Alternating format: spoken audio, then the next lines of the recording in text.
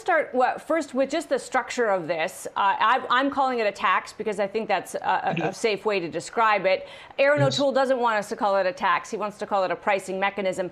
But I don't recall having seen a place where I'm taxed, but I keep the money and I have to spend it in a way that's prescribed by government, but I have a lot of flexibility in how I spend it. Have you seen that before? And what do you think of that innovation?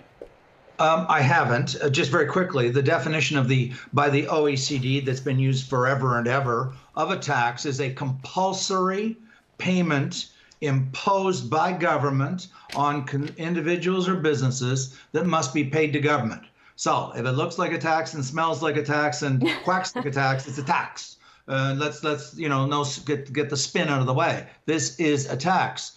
Having said that, and just before we go into it, I mean, I just want to very, very high level analyze the problems with the existing tax that was a carbon tax proposed by the Liberals, because, and I support a carbon tax, but I've had problems with it for 5 years. One is it is steeply graduated over the next 9 years and is going to produce very serious job losses and GDP decline, as documented by a very distinguished professor, Professor McKittrick, from University of Guelph, I believe, and he's very, very distinguished, very empirical professor. Secondly, it creates a giant, what I call a slush fund for politicians. Doesn't matter the political party. No Canadian should be favor politicians of any political stripe getting their hands on billions and billions of dollars coming in, because that will ensure it won't be revenue neutral, as everybody says a carbon tax should be, because there's too much of a temptation to put it into projects that the politician likes so they can have pictures of themselves cutting ribbons and getting favorable media. And the third criticism I have is that the Liberals have promised to turn it into essentially a de facto income redistribution by promising low-income people will get back, quote, far more than they paid in, while higher income people get back far less. Well, that's just income redistribution. The proposed Conservative plan is decentralized as opposed to centralized command and control. It ensures the money is injected back into the productive economy, and it targets, with great respect to the environment minister, it targets the people who use the most fossil fuels, because guess what? They pay the most in the carbon tax. So one of the complaints that we could make about this new form of tax, in this kind of personal savings account form of it, is the point that Tara just made and has already been made, and we will hear it endlessly, Ian, which is it first and foremost rewards those who spend the most on fuel-based consumption. In other words, I'll get the most in my personal. If I'm thinking of buying an electric bicycle, I should go out and fill up my car with gas in order to get the money to pay for the bicycle. It's a very convoluted way of encouraging consumption in the very place we don't want it. Well, but that's just the flip of the fact, and this is what I was criticizing the environment minister a moment ago, that's merely the mere opposite of the fact we're hitting hardest the people that emit the most GHG, because the carbon tax is on the carbon. The more carbon you use, the more carbon tax you pay. In this instance, the only difference between this and the Liberals are doing exactly the same thing. They're saying we're going to get more money out of you the more GHG emissions you use, because the more carbon you use, the more the tax you pay.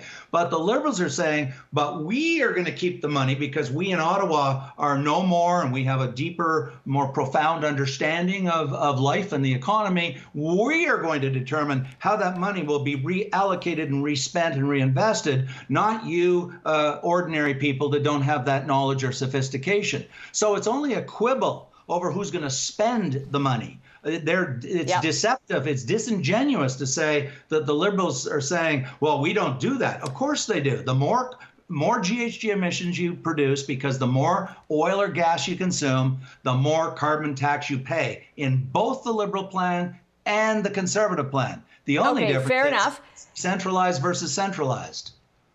Okay, then I have another kind of quibble with it. As much as we like, and many will politically prefer to have choice left in the hands of the individual, to your point, not a centralized government. Let me challenge you on that point. This is a big, hairy problem. If we solve it incrementally through individual choices and a market economy, we may run out of time. We do know climate change is one of those issues where we actually do have to solve it fast. A centralized pool of capital and decision making, you may not like that it's the government doing it, but I can't think of a better one, might be the quickest route to that solution. I'm going to really challenge you on that point, Amanda, because you see, with the proposal they're proposing today, you can only get the money back that you paid in and that goes into that designated account if and only if you spend it on something that's going to produce net positive gain for the environment. Retrofit your house, more energy efficient windows, more energy efficient furnace, and so forth. Whereas that's if the spending is done by the government, there's no guarantee that it will be put into the most productive way of reducing GHG. In fact, governments are famous for putting it into projects that have a very small return on investment in terms of environment, but it has a very high political payoff. So I would argue that this is going to get us there a lot faster because it uses the power, the wisdom of crowds, the power of crowds, the law of large numbers of millions of us going out and saying, I'm determined to now buy that new energy efficient car or bike or windows or furnace or whatever, whereas there's no guarantee that the government will do that.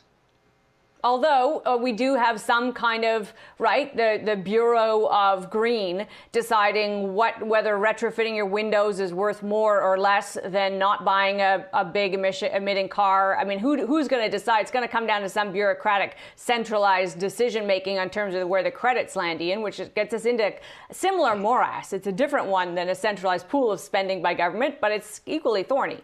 But Amanda, I'm going to quote my good friend Chris Reagan, the founder of EcoFiscal, who's at McGill, and I've known him for years, and we've discussed this, and he keeps reminding me. He says, look, if you're a fiscal conservative and believe in market forces, you should support a carbon tax because it penalizes the user, the buyer, the consumer, the company for using fossil fuels.